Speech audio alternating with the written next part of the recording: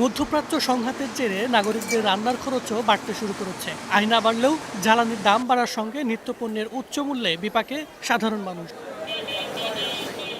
মঙ্গলবার রাজধানীর কারওয়ান বাজার ও মোহাম্মদপুর কৃষি মার্কেট ঘুরে দেখা যায় কোথাও ভোজ্য তেলের স্বাভাবিক সরবরাহ নেই। নানা অজুহাতে ভোজ্য তেলের দাম লিটারে ৫ থেকে ২৫ টাকা পর্যন্ত বেশি আদায় করার অভিযোগ করছেন ক্রেতারা। আমি তেল খুঁজছি, এলাকার কোনো দোকানেই তেল পাওয়া যায় না, তেলের সংকট ওনারা বলতেছে।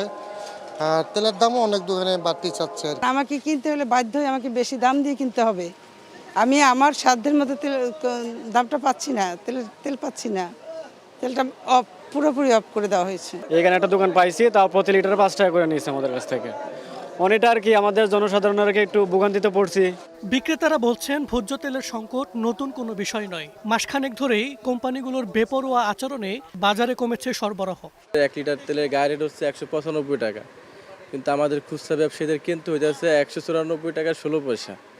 তার সাথে আবার বিভিন্ন পণ্য ধরাই দিচ্ছে, যেমন ৫ কেজি হলুদের প্যাকেট, আরও বিভিন্ন কিছু ধরাই দিতেছে আর কি, এরকম কিছু। এই জন্য আমরা এখন তেল তো এরকম পাচ্ছি না, তারপর ২-১টা পাইলে এরকম করে এখন তেলই রাখিনি। আমার দরকার ডেলি ৫ কার্টন, ওইখানে আমরা ১ কার্টন পাই।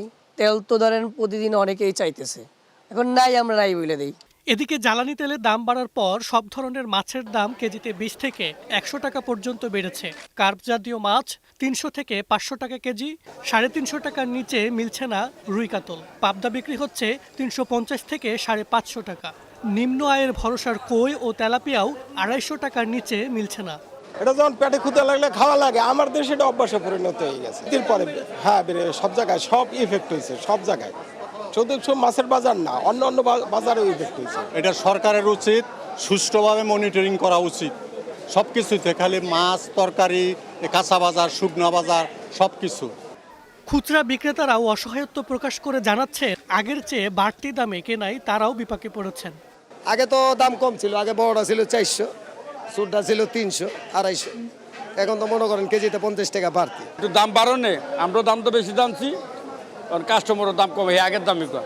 আগে বেশি ৩৫০ টাকা, এই রেট অন্তত ৩৬০ টাকা ৭০ টাকা কিনা পড়ে। তবে বাজারে স্বস্তি রয়েছে চাল, সবজি, মশলা ও মুরগির দামে। ব্রয়লার নেমে এসেছে ১৭০ টাকা কেজিতে, আর সোনালী নেমেছে ৪০০ টাকার নিচে। সবজির দাম কেজিতে ১০ থেকে ২০ টাকা কমেছে। মাহাবুল ইসলাম, স্টার নিউজ, ঢাকা।